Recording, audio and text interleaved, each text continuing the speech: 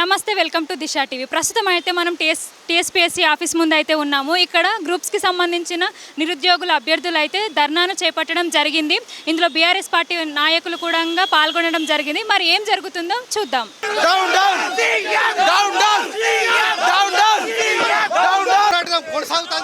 ఖచ్చితంగా ఈ ప్రభుత్వం పోస్టులు బస్ వరకు ఎక్స్పెక్ట్ ప్రశ్న లేదు.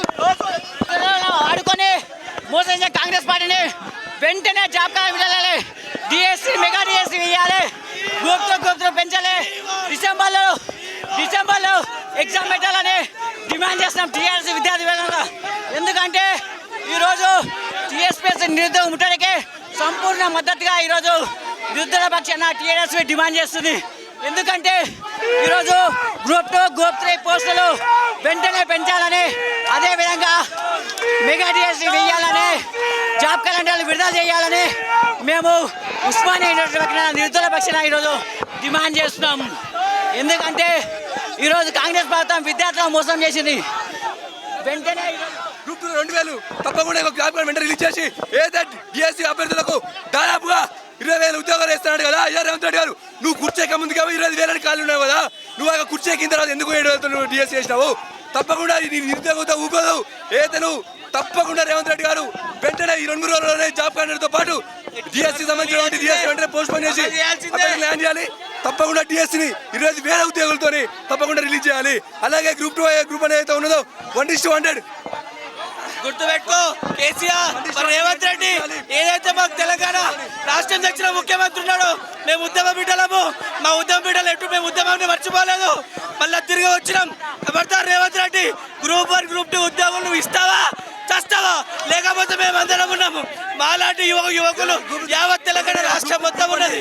మేము వస్తాం, చేస్తాం. ఉద్యోగుల కోసం మేము అందరం ఉన్నాం. అలాగే గ్రూప్ 1లో 1000 ఉద్యోగాలు, గ్రూప్ 2లో 2,000 ఉద్యోగాలు, గ్రూప్ 3లో 2,000 రిలీజ్ చేయాలి. అలాగే డిఎస్సీ అయితే ఉన్నదో తప్పకుండా 2-3 నెలలు పోస్ట్ పోన్ చేయాలి. ఎందుకంటే దాదాపుగా అభ్యర్థులు కోరుకుంటున్నారు కదా రేవంత్ రెడ్డి గారు. నువ్వేమన్నా ఈ ప్రభుత్వం ఏర్పడే మా నిరుద్యోగులనా? ఈ ప్రభుత్వం కేవలం మా నిరుద్యోగులనా? కాబట్టి తప్పకుండా ప్రతి ఒక్కరు ఎవరితో ఉన్నారు రేవంత్ రెడ్డి గారు వెంటనే జాబ్ కార్డు రిలీజ్ చేసి ఈ యొక్క డిఎస్సీని నిరుద్యోగుల సమస్య గురించి మాట్లాడితే రక్తదానం చూసి కొట్టడం ఇదా పోలీసులు చేసే పని? ఇదేనా చేసేది? ఈ రాష్ట్రం ఒక పట్టబడుతున్న దొంగ, ఒక సన్యాసి వీడు మాట్లాడతాం ఇదా రక్తకాలం చూస్తున్నా? బీఆర్ఎస్ విద్యార్థి పక్షాన బీఆర్ఎస్ నాయకులు కూడా కోరుకుంటున్నాం జాబ్ క్యాలెండర్ రిలీజ్ చేయాలి.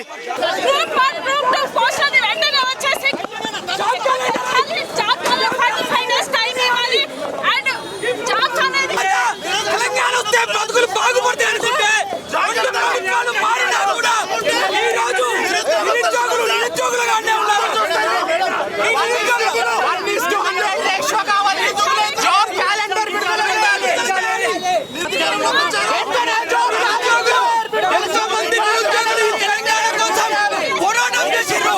పోరాటం చేసిన తర్వాత ఏ ఒక్కరికి ఉద్యోగం రాలేదు.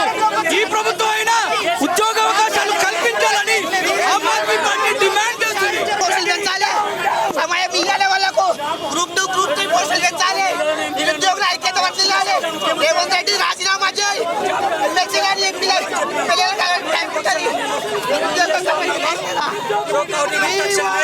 నిరుద్యోగ సమస్యలు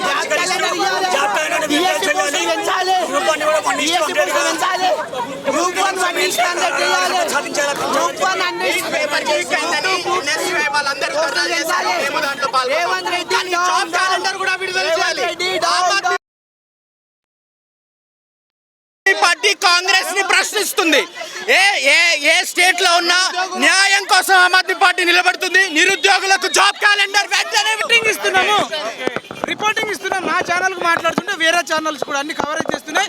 మరి సార్ ప్రజాస్వామ్యంలో మేము నిరసన చెప్తున్నాం, ఎక్కడ కూడా రెచ్చగొట్టాము. ఏ అన్ఎంప్లాయీస్ కూడా మేము రిక్వెస్ట్ చేస్తున్నాం, పోలీసులకు సహకరించాలని మేము రిక్వెస్ట్ చేస్తూ ఉన్నాం. ఎక్కడ కూడా హింస చేయొద్దు. ప్రతిపక్షాలు కూడా ఎవడన్నా వచ్చి అనవసరంగా కుట్రలు చేసే ఛాన్స్ ఉంటుంది. ఈ అన్ఎంప్లాయీస్ ఇష్యూ దీన్ని దయచేసి రాజకీయాలకు వాడుకోవద్దు.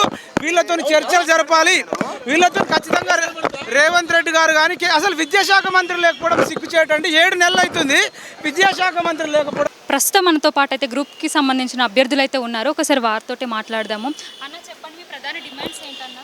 మా డిమాండ్స్ ఏమన్నంటే మొన్న వరకు అయితే 9 రోజుల్లో నిరాహార దీక్ష చేసిండు మోతిలాల్ నాయక్.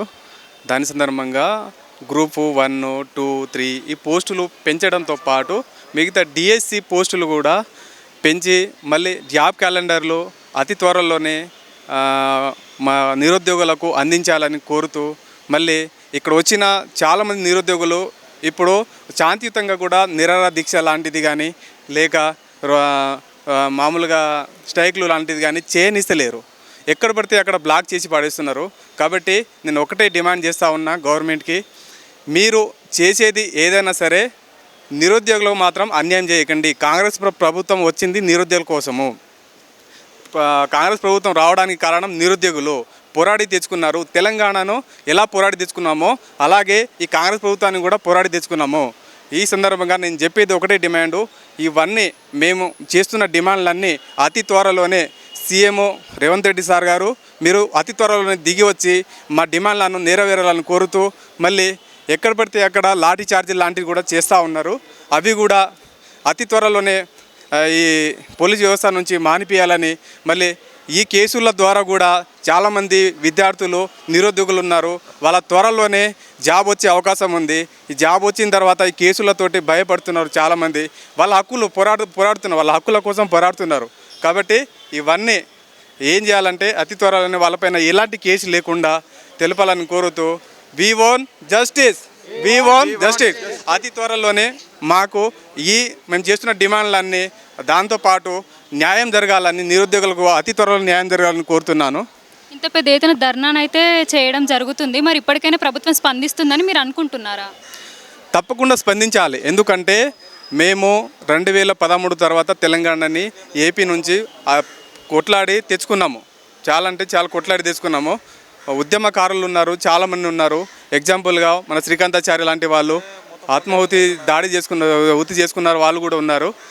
అలాంటి తెలంగాణ నుంచి ఇప్పుడు మనకు ఆ గౌరవం కూడా దొరకకపోతే నిరుద్యోగులకు తెలంగాణ తెచ్చి కూడా లాభం ఏంటి? అదే డిమాండ్ చేస్తూ ఉన్నా.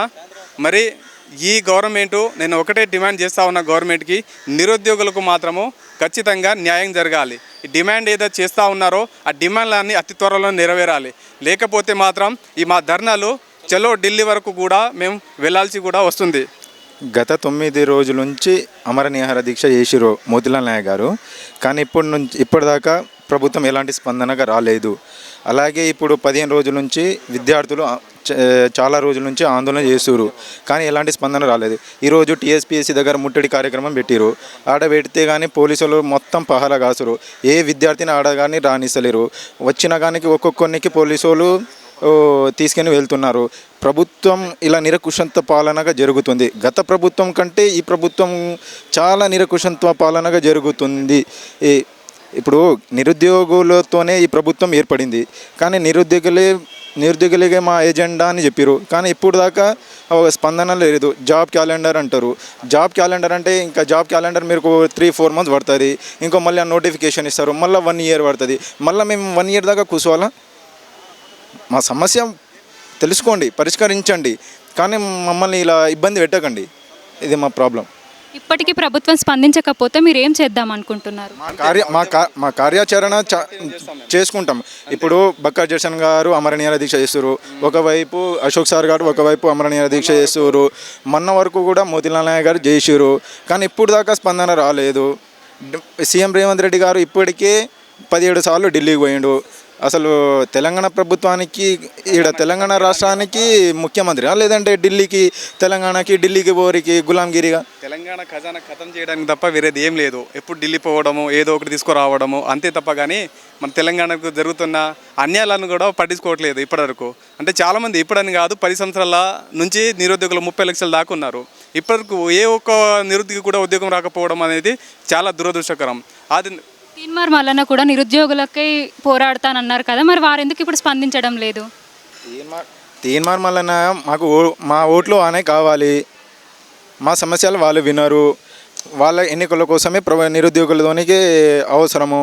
ఇప్పుడు స్పందించాలి కదా, బయటికి వచ్చి వాళ్ళ ఎన్నికల కోసము వాళ్ళ ఓట్ల కోసము వస్తారు, మా కాళ్ళు పట్టుకుంటారు, మా చెయ్యి పట్టుకుంటారు, మా స్టడీ హాల్ దగ్గర వస్తారు, అన్నీ తిరుగుతారు. కానీ ఇప్పుడు పొద్దు నుంచి ఇప్పుడు మధ్యాహ్నం 3 గంటల దాకా పోలీసులు అంత నిరకుశంత చేస్తున్నా కానీ ఇప్పుడు దాకా స్పందిస్తలేరు. తీన్మార్ మల్లన్నకి మేము నిరుద్యోగుల తరపు నుంచి డిమాండ్ చేస్తూ ఉన్నాము. తీన్మార్ మల్లన్న ఒక ఫేక్, ఒక ఫ్రాడ్. నిజం చెప్పాలంటే నిరుద్యోగులను రెచ్చగొట్టి కొట్టి అతనేమో ఇప్పుడేమో కాంగ్రెస్ పాలనలో పదవి తీసుకున్నాడు. ఇప్పుడు ఇంత స్ట్రైక్ జరుగుతున్నా కూడా, మొన్న వరకు మోతిలాల్ నాయక్ చనిపోయే పరిస్థితుల్లో ఉన్నా కూడా అసలు పరామర్శించడానికి కానీ నిరుద్యోగులు మీరు ఏం చేస్తున్నారు, ఏం జరిగింది, ఏం కథ అనేది కూడా ఒక్క మాట కూడా అడగడానికి కూడా రావట్లేదు. అలాంటి తీన్మార్ మల్లన్నని మేము చెప్పేదంటే అతను ఒక ఫ్రాడ్, అంటే ఒక ఫేక్ అంతే. ఇదే లాస్ట్ టైం పోస్ట్ పోన్ కావాలని అందరూ ఈడ ముట్టడి కార్యక్రమం పెడితే అప్పుడు బాల్మూర్ వెంకట్ గారు ఉన్నారు, రియాజ్ గారు ఉన్నారు, కోదండరామ్ సార్ గారు కూడా ఉన్నారు. అప్పుడు ఏమో ప్రతిపక్షం వీళ్ళే కదా ప్రతిపక్షంలో ఉన్నప్పుడు. వీళ్ళు ఇప్పుడు ఉన్న ప్రతిపక్షంలో మాట్లాడితే రాజకీయం అంటారు. వీళ్ళు అప్పుడు చేసింది ఏంది? మళ్ళీ అప్పుడు చేసింది వీళ్ళు కూడా రాజకీయమే కదా. ఇప్పుడు మాకు డిమాండ్ ఏం లేదండి. పోస్టులు పెంచాలి, గ్రూప్ 2 2,000 చేయాలి, గ్రూప్ 3 3,000 చేయాలి, సెప్టెంబర్లో ఎగ్జామ్ నిర్వహించాలి. ఇప్పుడు జాబ్ క్యాలెండర్ ఇస్తున్నావు కదా, జాబ్ క్యాలెండర్లో ఎంత ఇస్తారండి? మా అంటే 500 600 పోస్టులు ఇస్తారు. ఆ 500 600 పోస్టుల్లో వీళ్ళే అమ్ముకుంటారు కొందరిని. మా పరిస్థితి ఏంది? గత 5-6 సంవత్సరాల నుంచి మేము ప్రిపేర్ అవుతున్నాం. మా డిమాండ్ ఏం లేదు. గ్రూప్ 2 పోస్టులు పెంచాలి, గ్రూప్ 3 పోస్టులు పెంచాలి, డిసెంబర్లో ఎగ్జామ్ పెట్టాలి. ఎందుకంటే గ్రూప్ 2 గ్రూప్ 3 సిలబస్ 2 ఒకటే ఉంటుంది. అదే మా సమస్య. ప్రభుత్వం సాయంత్రం కల్లా స్పందించకపోతే మా కార్యాచరణ ఏ విధంగా ఉంటుందో ప్రభుత్వానికి తెలియజేస్తాం. తెలంగాణ